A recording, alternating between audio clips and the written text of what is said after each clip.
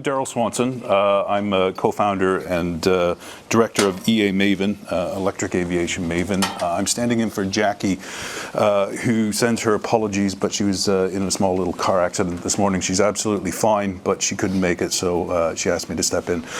I'm actually here on behalf of the British Aviation Group, which is a trade body here in the UK that represents about 200 member companies, all involved in the airport and aviation supply chain. So everybody from front-end architects, engineers, planners, down to people designing seats or facades for buildings. So we actually punch well above our weight in terms of it. It also means that we know a little bit about infrastructure.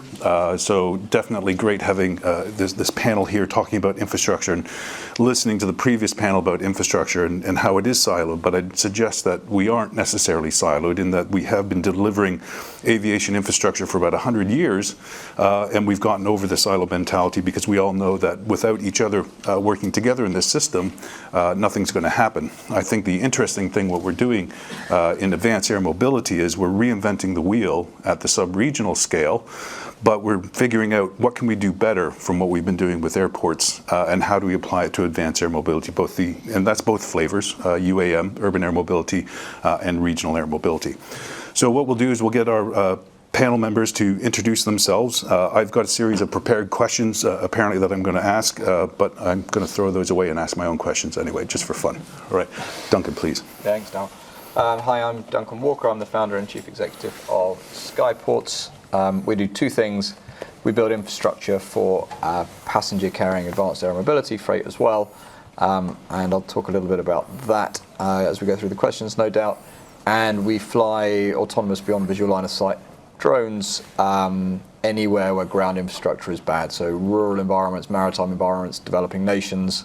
A couple of examples: we delivered 5,000 vaccines in the DRC, the Democratic Republic of Congo, this week to kids that have never seen a vaccine. That's a 2-year program that we have sponsored by the Bill and Melinda Gates Foundation, which is really awesome. We also fly parts to oil rigs.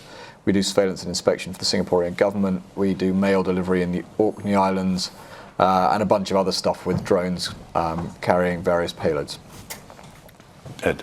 Yeah, so I'm Ed Hunter, so I'm a senior project manager at BT Group, work in a division called Etc., which is our incubation sort of arm. So we look at drones, amongst other things like some of the EV charge stuff you might have seen in the press recently, health tech and a few other things. So my main remit within Etc. at BT is Drone Connect, so that's looking at how we distribute our connectivity through the EE network, so 4G and 5G coverage up to the sky for the use of drones and aviation in general, but also look at drone hardware, so the physical drones themselves, how we integrate those to our cellular network, and also some of the insights and analytics that we can offer as a mobile network operator. So we have access to really high fidelity population mapping data, and also the propagation of our coverage in the sky is very different to how it propagates on the ground. So allowing that information, or putting that information in some of our customers' hands to do what they need to do.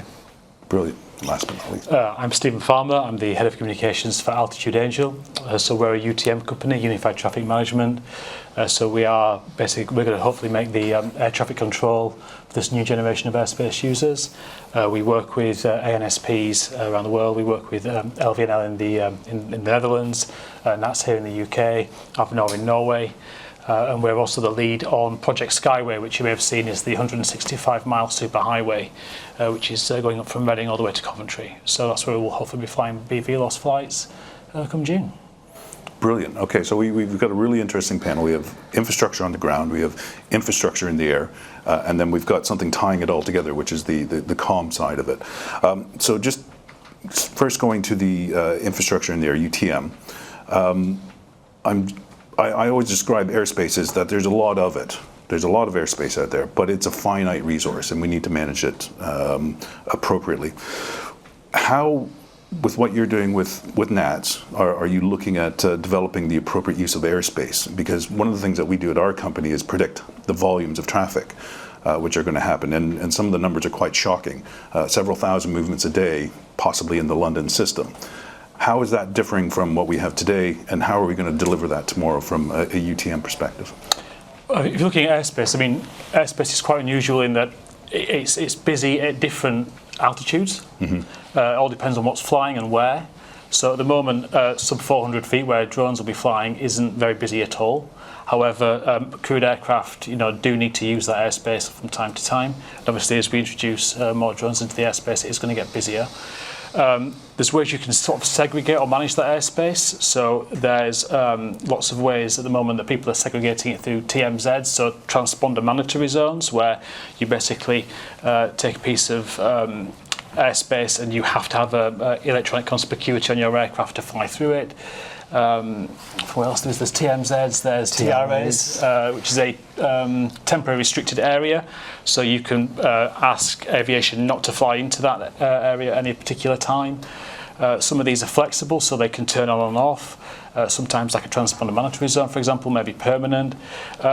We're actually all about unsegregated airspace and making that unified. So we don't want to segregate airspace. We want airspace to be open to everybody at any time.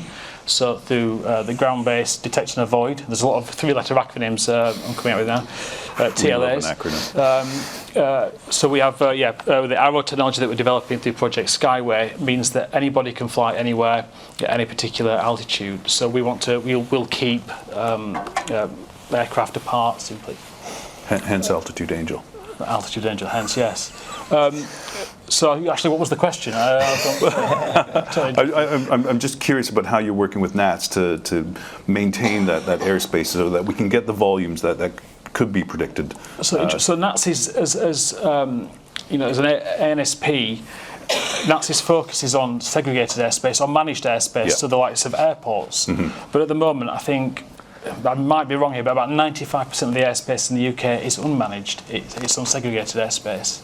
So who's going to manage that airspace when we start filling it with drones? And I guess that's a much bigger question than today. But what we will be doing through Arrow is keeping, those aircraft apart. Brilliant. Okay. There is method to my madness here. We're going to come to Duncan. We're going to talk a little bit about the surface infrastructure. You've been doing this for quite a while. Background from the building development side of it, applying into aviation, and you guys have done some fantastic stuff. What are the challenges that you're seeing, either in terms of funding or government support or the planning side, and maybe put those in the order of what keeps you up most at night, or what does actually keep you up at night, and then how do we break those barriers down to get the infrastructure that we need? International travel keeps me up at night. We've been doing this, like you say, 6 years now. We've got teams in Singapore, Japan, Korea, Dubai, Abu Dhabi, US, Germany, UK, and all to develop infrastructure for advanced air mobility. And the driving force between where we spend our time, money and effort is how strong the political leadership in that jurisdiction is. Right. And without the strength of political leadership, we actually have taken people out of market.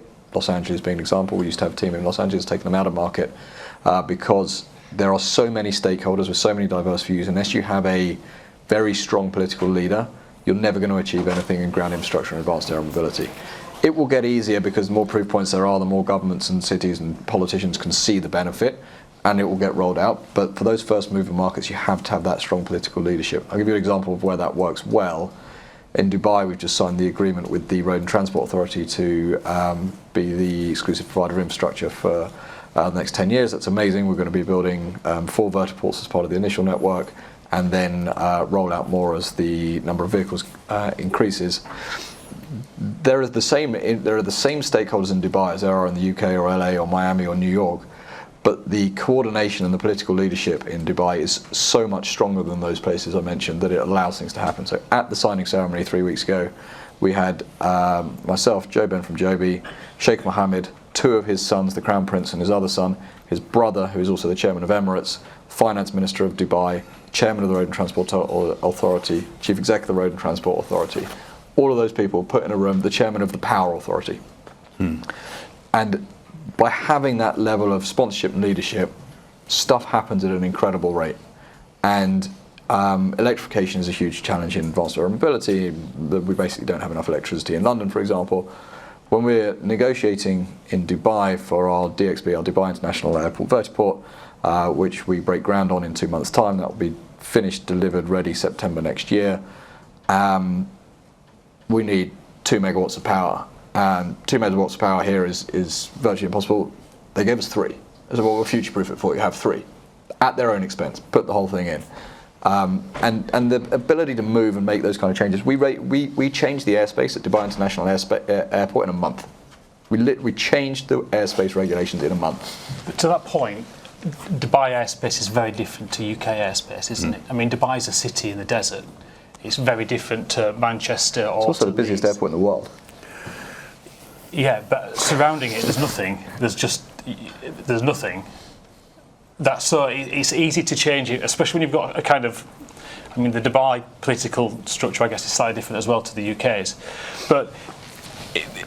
UK airspace is far more complicated, and there's a lot more to think about than there is in an area like Dubai. Yeah, I completely agree. Every place has its own nuance, but the point isn't that. It is the busiest airport in the world, and it has the most A380s in the world, so I wouldn't say it's a particularly easy airspace. But the point isn't that one's more complicated than the other. The point is their focus on solving problems and aligning stakeholders and getting stuff done without the delays and multiple stakeholder engagements that just go on forever is so linear and so focused that they will be first, and second will be Abu Dhabi, and third will be Saudi. And the pace at which they can operate and is something that other places around the world are going to need to follow if we want advanced air mobility at any degree of scale. We cannot continue. We've been doing this 6 years. What have we really achieved in the UK or France or Germany or anything? Not much. Honestly, not much. And you know, we flew 100 flights in the Democratic Republic of Congo. Again, a different environment. We flew 50 flights in Singapore this week. Great. We've flown 4 in the UK. And it's just it's not. We need that alignment of government. We need stakeholders to be engaged and focused if we're going to make this happen. These things are great. Look, we love all these conferences, but nothing happens here. It's got to happen on the ground. In fact, and all of these programs which we're doing together, and I love doing these programs, but they're so long-winded and they take so much time. There are so many different stakeholders. What we run the risk of here in the UK is people buggering off and doing it elsewhere. Yeah, and I would support you on that. I think we've got the talent, we've got the brains in the UK. We're extremely good at inventing things and doing things, but then we're also extremely good at losing that talent and that brains and that IP to countries that will just use it, will pick it up and run with it. So I am in agreement with you. And my passion is, I'm from here. This is home. This is when I started the business. It was like, let's make this happen in the UK, and we desperately want it to. So it's not a complaint. It's a call to action. Let's get stuff done here because there is incredible talent. There is an incredible business case. If you speak to any of the OEMs, of course the British ones, but also the US ones, they're desperate to come to the UK. The business case is so good. The business environment is so good.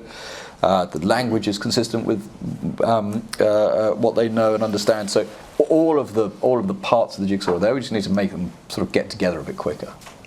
Right. So lovely. I love that. That's the best part.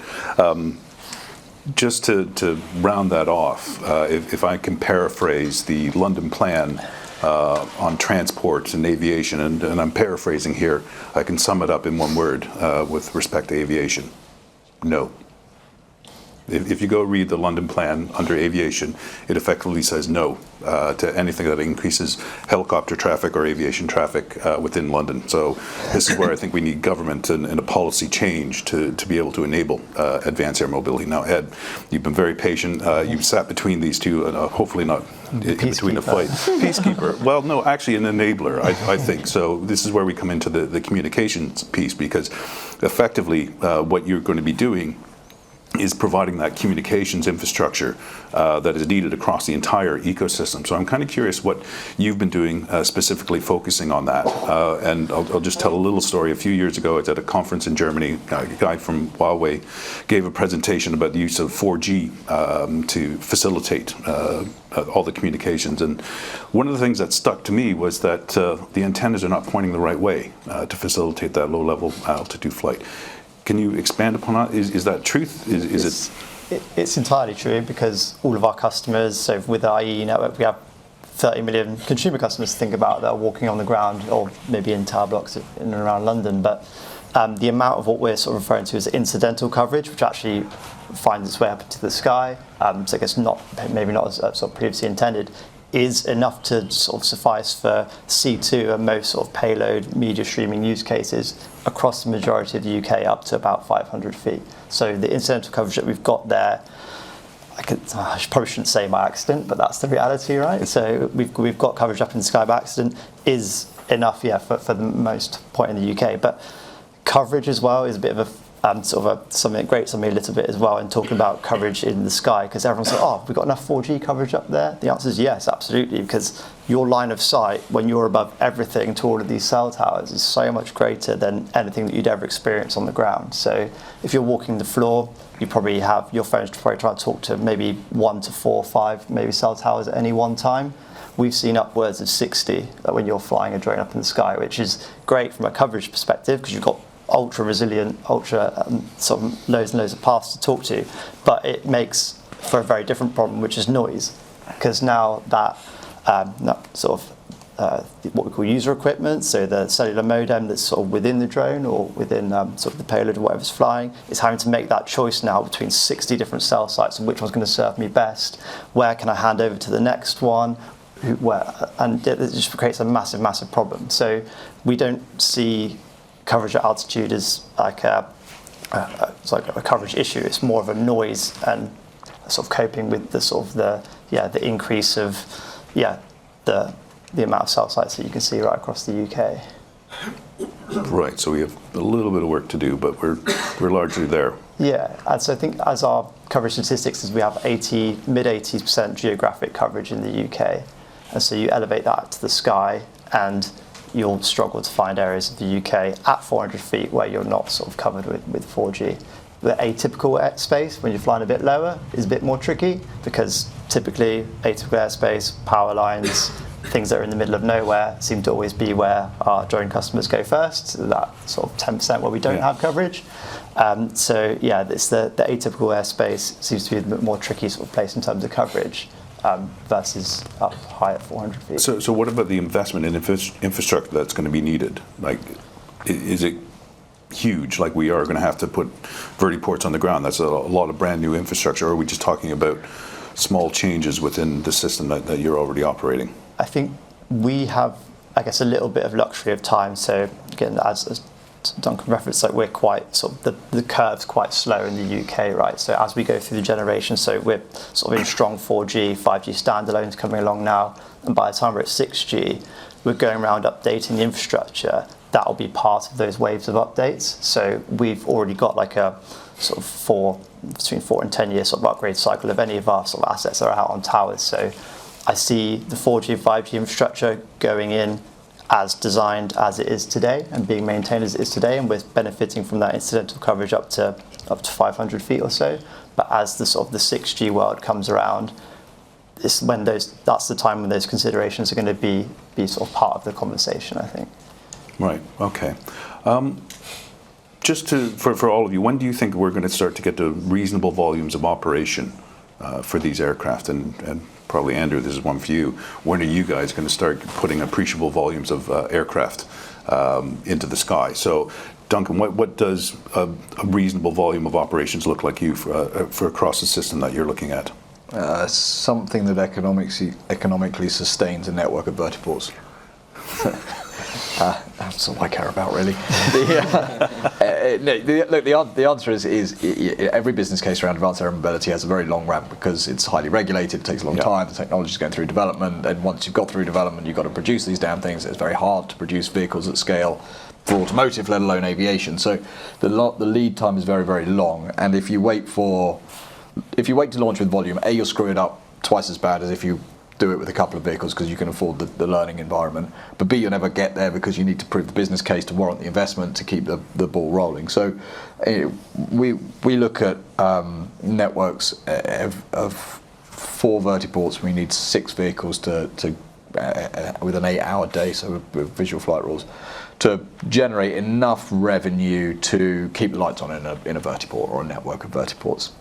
So it's actually not that much. Actually, you've got 6 vehicles. I don't think that demand is the constraint on this industry for many years to come. It's supply. Yeah. And so if you've got 6 vehicles in a network like that, you can start to generate enough revenue that you can prove to investors and pay your OPEX and keep the lights on. And then it's all about volume and scale up. And I do believe, because you've got to believe, otherwise no one in this room would be doing what they do, that once you get over that sort of initial hump of, okay, it's really hard to certify a vehicle, it's really hard to get a production facility lined up to produce these things at scale, it's then hard to convince customers that this is a more efficient means of transport than getting on the train or whatever other form of transport you get. But I do think there'll be quite a steep curve at a point in the future. But I think those scale networks are probably 4 to 5 years away. But I think the first networks, well, we're putting $100 million of infrastructure into Dubai in the next 12 months. So hopefully it's 2025, 2026 when we see those initial flights. Right. And from Altitude Angel's perspective, what does that scale look like for you? Because obviously, my understanding airspace is very different to physical infrastructure. Yeah. So once we have the equipment there, like an arrow tower, then it's there, and it's just a case of how long it's going to be there and how busy it's going to be. So our costs aren't close to what it would cost to be to buying or to making eVTOLs and things like that. I wouldn't want to. I mean, at the moment for us, it's actually just about making that little baby step and actually just getting the BV loss flight sorted, and again proving to investors that now we can fly beyond visual line of sight, we can start to scale. It's just that small hurdle that we need to get over, and hopefully we'll get over that in the next sort of 6 months. Right. And proving that to the Civil Aviation Authority. Right. Okay. So to Duncan's point, and back to us being great at inventing things, the UK, if the UK signs off on something, the rest of the world will follow. So if an aircraft is certified in the UK or technology is certified in the UK, a lot of other countries will they'll buy it. We've still got a British stamp of approval. So that's why it is important to be in the UK and to get our technology out there. Brilliant. Ed, what would you be asking of the regulators to help unblock some of the challenges that you might have in the industry, or is there any real challenges in the industry? And I would point to maybe the rollout of 5G, and unfortunately or fortunately for my street successfully objected to a 5G mast going up, and now I'm thinking I may have shot myself in the foot in terms of service. But I'm just kind of curious about the infrastructure side, and is there any regulatory hurdles which is preventing you from developing the infrastructure that we need within the AAM industry? Yeah, well, luckily you're not going to get COVID now because it's not going to be any 5G there, so that's lucky. But I guess our barriers to market are the same as the drone operators have largely, because at the moment it's a bit of a blank document in terms of I guess we have SORA coming up, so we have the different sale categories that will be sort of available in the future. But being a connectivity service provider, we've released the first drone sim product in the UK as well back in October. For that, we've given it enhanced quality of service markings and built it on ruggedized sort of hardware as well to cater with vibration, moisture, and things like that. But that's all things we've done off our own back because we're almost guessing and feeling out what the problems are and trying to find those proof points. But I know it's coming as well because we attended a seminar with the CA last week, which was really productive. But until someone in regulation lays out the stall of, okay, that's the required link performance you need to carry that sort of cargo in that sort of geographic location at this time in this place, it's quite a hard benchmark for us to guess at because we'll always build 3 steps above to cater for many, whereas actually there could be a really cheap off-the-shelf plan which would do 9-10 of the jobs for standard drone operators. So it's having that framework, having the target to aim for is the big issue for us. But again, talking to the CAA last week, they are starting to make noises and indications about certifying people like BT and the EE network. Say, yep, that connectivity, we've proven it, we like your evidence, we can see the ops model that sits around it and sort of the uptime and the sort of the characteristics of the network.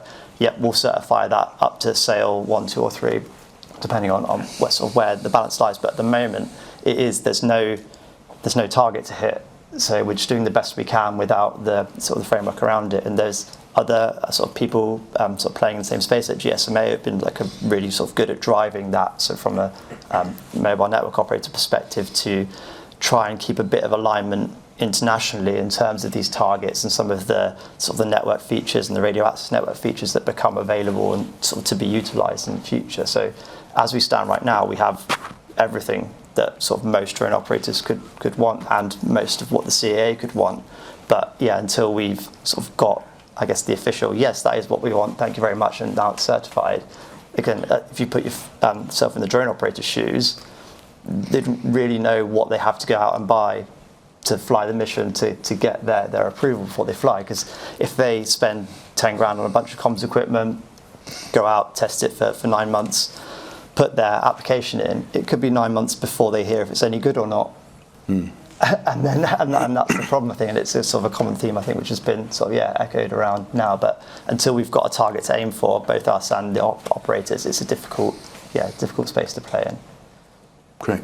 So, Duncan, we've been producing reports at EA Maven and publishing them. One went out today on Nottingham, but I'm going to quote the Bristol report that we put out last week. And Andrew, you'll be interested because we need about 34 of your aircraft to serve that route. I think it's about 37 different routes that we identified, needing about 34 different aircraft, moving 259,000 passengers per annum. Generating, I think it was about 5.6 million in not revenue, but economic stimulation for Bristol just through the time savings that's going to generate for people. Might need about 6 or 8 vertiports to do that. What does that look like to you in those kind of numbers?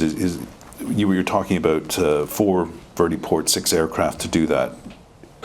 If Andrew is able to push these vehicles out, or we get other OEMs coming into the UK, how quickly would you be able to scale your operation, and what kind of money would be needed to do that? Because obviously money talks and the rest of it walks. Yeah, I mean, so vertiport's anywhere between $5 and $10 million or pounds. So 40 to 50 million, which in infrastructure terms, so that's 40 to 50 million, to be clear, is a lot of money, but in infrastructure terms it's not that much money, and is entirely manageable, providing the revenue streams are there. The second half of your question, I think, is harder to solve for than the funding part of the question, because if the investment case is good enough, there's plenty of liquidity in the market to pay for these things. The challenge is timing, and if you look at the time frame for any development in the UK, let alone aviation infrastructure, it's so long that we need to start today to be delivering in 5 years' time, with a high degree of uncertainty as to whether we'll ever get there, because there isn't a planning framework around that. And one of the things we've been doing on the future flight program and the action plan is to say, what are the steps we need to take in order to put the frameworks in place. So we could solve for that in some places very, very quickly, where the planning regimes are a little more accommodating. We're space constrained in the UK, so it is a harder environment compared to some others. We could deliver those networks absent of planning and requirement for electricity in a year easily. The construction isn't the long lead time there, it's the planning environment, it's the electrification. And I genuinely don't know what the answer to Bristol would be, because there isn't a framework against which to adjudicate whether planning is valid or not. And there isn't the community will have a huge say on whether it's acceptable. And the answer for communities without proof points is usually no. Like your 5G tower. The answer is no until someone proves to you it's amazing to have a 5G tower. The answer is no to digging up your road and having fibre network through there, but once you've got fibre network, you never go back. And so there's the business case is easy to solve for. The timing in a lot of jurisdictions. The UK is not alone in that. Like LA, it's impossible to get stuff done in LA. It is much more of a challenge than finding the money to do it. So how would you contrast that against the investment side in the US? Because obviously the US has a different funding model for airports, the AIP program, or would you avoid the AIP program and then just go for private investment in that infrastructure? My general rule is stick with private investment, and if public money comes in, great, and we'll work with it, play with it. But if we're building a case around trying to attract public money to build these things, we've got no business. We've got to be in control of our own destiny. Once we've got revenue streams from multiple sources and private markets up and running, if the only way to get into a market is to go down the PPP route, then we'll reluctantly do it. But you want to take a slow process and make it slower, put public money into it. There we go. Okay, we're down to our last 10 minutes, and I'm painfully aware of the time dilation effect of being up here on the panel session. Time just slips away quickly. So I'm going to ask one question for each of the panelists, and we'll go through that. And if we got time, we'll get to the Slido side. So we'll start at the end. Curious, what does the UK aviation system look like in 2050 in the context of what you're doing? Assuming we get, let's narrow it down again. Let's assuming we get it right from your perspective. If we get it right, we'll have a perfectly managed airspace. We'll be able to fly, obviously be on visual line of sight. Will be drones, there'll be eVTOLs, and all will be harmonious. That's just to say what it's going to be like in 2050. I don't know what it's going to be like in 2027 or 2026 even. It could change. It could change within the next 6 months, and we could be really, pardon the pun, but starting to fly. But I mean, 2050, I'll be dead in 2050. I don't care. Such an optimist. It's Okay, let's pull back. 2035. 30's around the corner. 2035, it could be exactly like it is now, and nothing's changed because we've done nothing, or we've just all fallen, all the VC money's gone away, and no one's doing anything. Or we could be, we could be leaving the UK, leaving the world, and I really hope we are. With this technology, with our airspace management, with vertiports, with eVTOLs, with drones, we have the ability to do this. We have the technical expertise. And back to Duncan's point about getting people in the room, when we get people in the room, we do make things happen. But I think we are at a sort of tipping point, and over the next, we're seeing businesses fall out of the industry at the moment because we've been doing stuff for 10 years and nothing's changed, or very little's changed. And at some point, the people funding these businesses are going to say no more. So things if things don't change in the next 12 months, 2 years, then 2035 will look very much like 2024. Okay. Ed? I think I might be here in 2050. I'm burning the candle. But for me, I think, from speaking just directly about connectivity, if someone comes asking for connectivity for eVTOL, drone, whatever they're doing, they won't necessarily give a monkeys how they're receiving that connectivity. It'll be a blend of cellular, satellite, C-band, whatever gets invented else along the way as well. And you will just buy a connectivity package, and you'll be served to different sort of, tiers with different SLAs attached to those, depending on what you need. And the experience at the customer end, which will be entirely seamless. How that manifested itself, you'll be none the wiser. You just pay one bill at the end of the month, and all your comms are catered for. That's my nirvana. Brilliant. It's far nicer than mine. Yeah. Duncan? I think that we've got some amazing programs here in the UK, and I've been a bit negative about the UK, but that's because I care about it and I live here, and when I started the business I was like, let's make it happen in the UK, and it's frustrating that it hasn't happened quite as fast as some other places. And one of the things we really want to promote is activity here, both in terms of building networks out, but also having skill sets that you can export to other markets around the world. And getting in with investment. And look, we've got the FFC, the Future Flight stuff with Gary. We've got the CPC stuff, which is fantastic. We've got the Future Flight Action Plan, which is all good. And there's been a lot of time and money invested, and they've created some really good things. And we're now at a point in pretty much all three of those programs, actually, where it's taking it off, like sort of inception, working stuff out, working out what works and what doesn't work, to taking it to the next stage, which is industrialization. And if we can get the industrialization piece right over the course of the next 2 years, I think by 2035 we could see a really thriving advanced air mobility ecosystem in the UK. And I don't mean that just by having some drones flying around and the passenger carrying vehicles flying around and all these good programs, but I also mean like manufacturing in the UK and consultants leaving the UK to go and tell other nations how it's done, which is what happens in UK aviation industry. You started it, like the UK aviation industry is very, very strong, and what gets said and agreed and signed off here does get exported around the world. So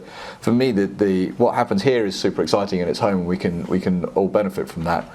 But it's as much about what we can create as an industry here from all the good work that's been done.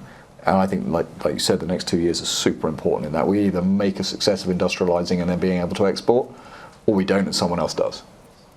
Or we move out of the UK to that point. And we do it where we take all this wonderful technology and we go base ourselves in Singapore, and we make it work over there, and then in 5 years' time, 10 years' time, the UK is asking us to come back, and it's going to cost a lot more. So I think you're right. The knowledge export is one of the key things that we do within the aviation sector. So as I said, I'm part of this British Aviation group, and when we look at every major airport infrastructure project around the world, and you might have 5 or 8 different teams bidding for them, guaranteed you will find a BAG member on each of those bidding teams. So the talent that we have within the United Kingdom is absolutely phenomenal, and this is where the export opportunity comes in terms of knowledge, and opportunities will be generated there. Right, so I've got one question on the app, so if anybody else has any questions, we've got about 4 minutes and 28 seconds left, but there's a question for Duncan. It says you mentioned investment of $100 million US dollars. The question is who's investing and what's the expected return period. So you're not necessarily dealing with VCs looking for a return in 5 years. Your investors are made up of quite a wide different group of people. Where do you see the money coming from within this advanced air mobility industry? Yeah, you're right. It's not VC money. It's infrastructure fund money. So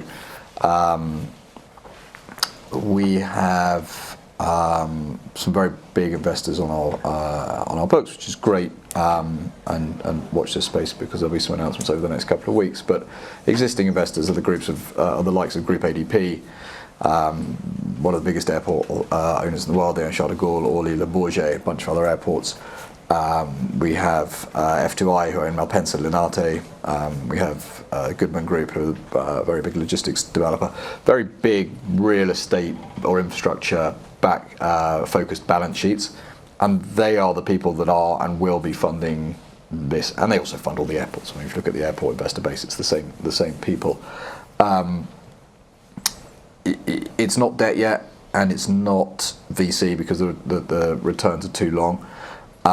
The payback period on any infrastructure investment is long, it's 20 years plus, and that will be true for this. The challenge here is that all of that 20-year money is comfortable investing for that long period of time because they have very definable revenue streams which tend to tick up in line with inflation.